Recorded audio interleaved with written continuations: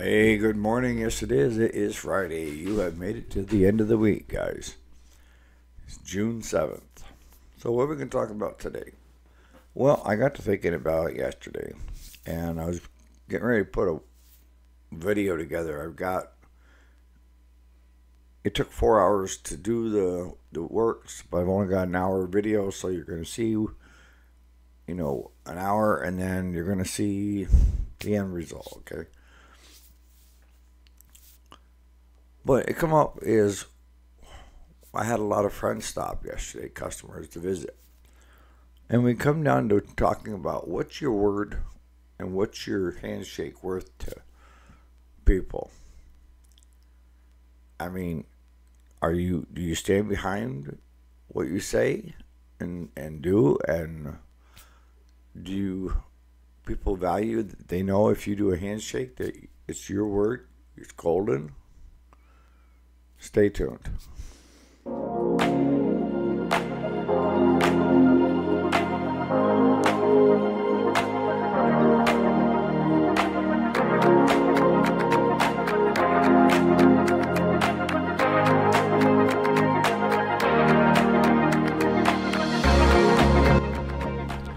Alrighty, so welcome back. If you didn't already know it, my name is Eric, and this is the weekday, Monday through Friday, available on podcast for your listening pleasure.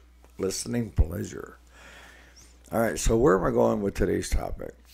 All right, yesterday, it's kind of nice in the afternoon. It's quiet. It's quiet, and I was trying to get a video edited. And I had customers keep showing up. One was a neighbor, and he's kind of like the shop mascot. And you'll hear him in the Troy Built Dry Belt video that should be up today. And he's 87 years old. And then I had Dick, that is 82 years old, stop in. And Norm, up the road, he's 73. He stopped in. And the three of them all got to talking with me. And it come up that the biggest change they've seen in their lifetime is that your word is not your word anymore.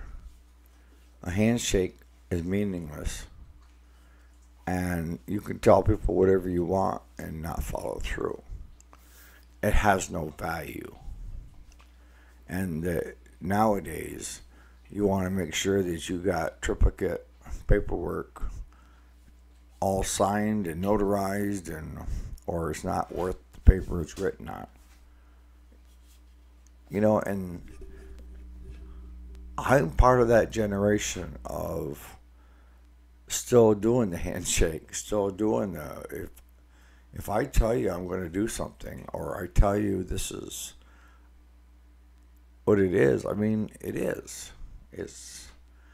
You could take my word for it. And if I tell you I'm going to do something, unless hell or high water comes, something like a catastrophe, I will be there and do it. That's all there is to it. And if I can't do it, something comes up, I'm the first one that's going to give you a shout and say, I can't do it today, but can we reschedule for tomorrow morning or something? I'm not telling you I'm not going to do it. I'm telling you I can't do it today. And they said that's the biggest thing that they don't see anymore. The kids have no direction, they said. That nobody's got a work ethic. That they want things handed to them. And a little bit of hard work never hurt anybody. And then they jumped over to discipline, of where parents aren't disciplining their kids. And can you imagine sitting there listening to an 87, 82, and 73-year-old talk about how the school's allowing a child to identify as a donkey? We all agreed, even in my lifetime, if I had done that, my grandmother would have told that teacher to spank my ass right there. hit me with a fly swatter, hit me with a ruler, something to knock some sense into me. And I knew I'd get it worse when I got home. But what's going on? And the other thing they talked about was they're giving up their rights. With wanting everything for nothing, you have to give up something. If you want the government to give you something, then you need to give up so much of your rights to them. That's the way it works. And that's the way they felt that it's been going on for some time now. And we're talking the last 15, 20 years. This is really being a factor.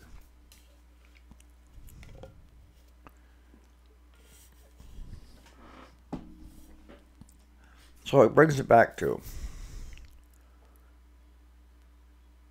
I know I'm seeing it, but are you seeing it? And are you the type of person that if you give your word to somebody, it has meaning, has value? Or if you shake somebody's hand, has it got any worth? I know that you know people that it doesn't, because I've even run into multiple people just like that will tell you one thing and do something totally different. And those people will always look out after themselves. They go with whatever the way the wind is blowing to their favor. I could never be like that. I am not going to put the screws to a customer just to make $1. It's not going to happen. Not on my watch anyways. And I'm the one that controls what we bill and for what. Now, like with the shop, I had to go with a diagnostic fee because we were losing a lot of valuable time with customers bringing us crap to begin with. And it was more of a way to get the customer not to bring us crap, a deterrent. You know, I got tired of nicely saying it's not worth fixing. And then, what do I owe you? Nothing. Well, here's a 10. Get you boys some coffee. You know, you just spent an hour on it. So, that's one of the things that I started doing. And it has slowed down a lot of the crap that flew through the shop. A handshake is still a handshake in my shop and in my world. If I shake your hand, then it's golden. You know, even when I buy equipment, when I'm selling, I give a bill of sale on a personal level, not through the shop, but when I'm doing it on a personal level. I'll still give somebody a bill of sale when I sell something to them. But it doesn't really matter whether I have one or not.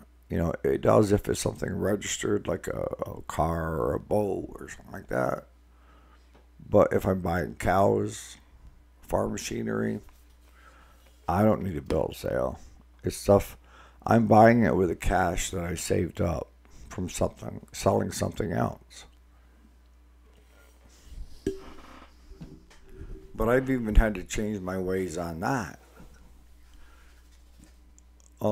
We have a lot of law enforcement, border patrol, sheriffs, state troopers, customs that we do work for, when we appreciate their business. And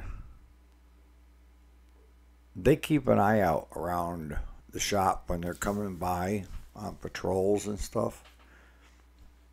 But even they've changed my mind, my thinking on why I should always get a bill of sale. And to go as far as to ask them for their driver's license and write down the driver's license number on the bill of sale. I'm like, really? And they say, yeah. Yes, you have to protect yourself. And I'm like, why? And they were telling me, the sheriff deputies, that you got more drugs in the area, so stuff is being stolen and resold. And it may be resold for someone that's doing drugs to Joe Schmo. But you know Joe Schmo, and Joe Schmo isn't doing drugs and that stuff, so if he's got something for sale, then must be he just wants to get rid of it. And a lot of times that's not the case. It's something that's stolen. And even though you're buying a third hand down the road, if it's sitting in your yard and it belongs to somebody else, it's still stolen property. And if you don't have a bill of sale, license number, driver's license number, and a well spelled out of what the piece of equipment is or what the cow is, the tags in her ears, and that you have nothing to stand on. And you still may end up losing it in the end. So it's made me more cautious on where and who I'm buying from. And it never used to be like that. I know that drugs have a terrible impact on people. It will make the best of the best do the worst just for the next fix. I've seen guys and gals that had so much potential and then decided to just do a one-time deal with some of this stuff that's coming across the border. And they're done. They gotta have it all the time. And they put that ahead of everything else in their lives. And that's sad. So, yeah, I curtail my buying. And it's going to be from somebody that's reputable. But even somebody reputable sometimes will get something that, was stolen 3 people down the line.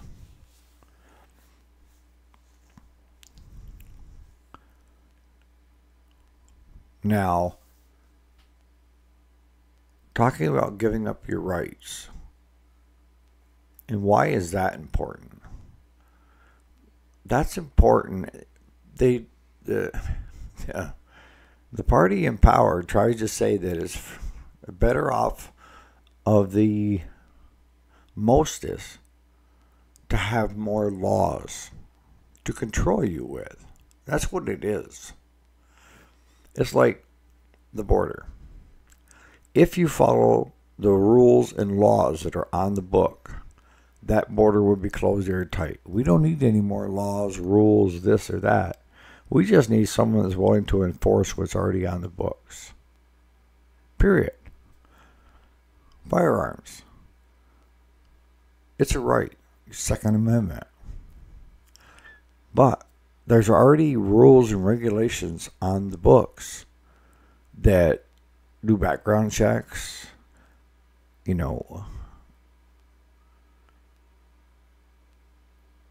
make sure that you're not a felon. And you could be a felon from a couple of DWIs, and you lose all your rights. Domestic. You lose your firearms.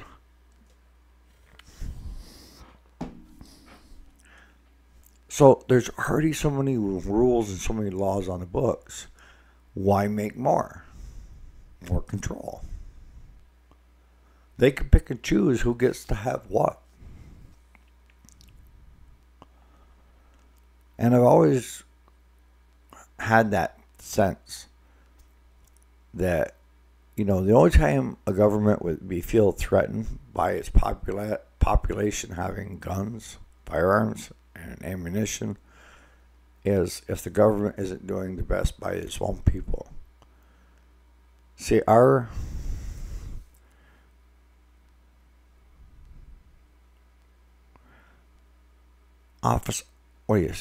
our people that drafted the Constitution and the amendments and it was because we wanted to free ourselves from Great Britain, right?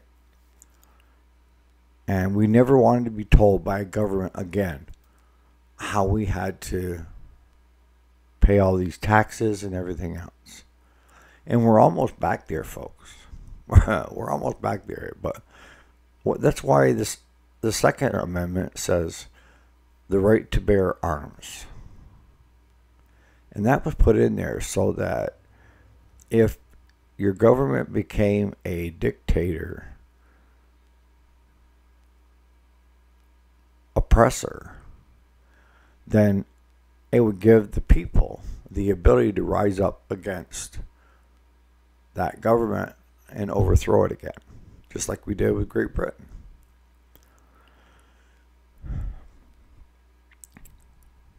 But I see these kids, and I say kids that are in their 30s and 40s that are more than willing to give up those rights for something free.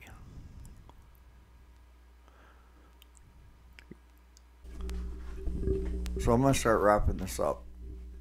I know this is a very hot and debatable topics, right? But the end thing that I want to get across today is, what is your word and handshake worth to you and everybody else? And why? I'm going to guess if you're 50, 55 and older, you're going to say my word and my handshake still has value. We have to protect ourselves still, even more after what I told you, law enforcement told me. But it has value, right? And I would say anybody younger than that probably hasn't got that instilled because it hasn't been passed on from generation to generation. Are there exceptions to the rule? Absolutely. There are some very young kids that are learning the right way. And my hat goes off to you as parents that are raising your kids right. So on that note, you guys have a great Friday. This is the end of the weekend. And I'll throw some kind of a video out tomorrow. I'm going to try to get that Troy built primary, secondary drive belt video out. And you get to hear Merritt and his commentary towards the end. All right, you guys have a great day.